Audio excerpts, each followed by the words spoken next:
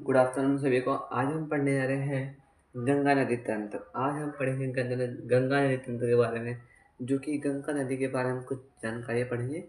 चलिए शुरू करते हैं वीडियो को।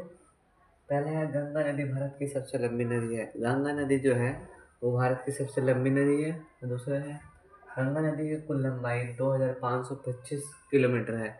गंगा नदी की लंबाई जो है 2525 किलोमीटर है। और गंगा नदी को 2008 में राष्ट्रीय नदी घोषित कर दिया गया था।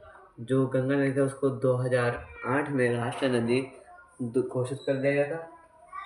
गंगा नदी मैदानी क्षेत्र में हरिद्वार में प्रवेश करती है। गंगा नदी जो है सबसे पहले मैदानी क्षेत्र में हरिद्वार में प्रवेश करती है। और पांचवा है, गंगा नदी दो देशों से गुजरती है। गंगा नदी जो है दो देशों से गुजरती है। पहला है भारत, दूसरा है बांग्लादेश। और छठा है, गंगा नदी का नाम जो है देवप्रयाग से गंगा पड़ता है। गंगा नदी का जो नाम है देवप्रयाग से गंगा पड़ता है, जो कि दो नदियों का मिलकर संगम बनता है, वहाँ से उनका नाम बनता है।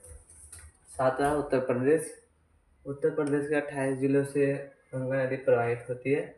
गंगा नदी को बांग्लादेश में पद्मा के नाम से जाना जाता है। गंगा नदी की सबसे बड़ी सहायक नदी जो है वो है यमुना। और विश्व का सबसे बड़ा जो डेल्टा माना जाता है वो गंगा और ब्रह्मपुत्र नदियों का माना जाता है।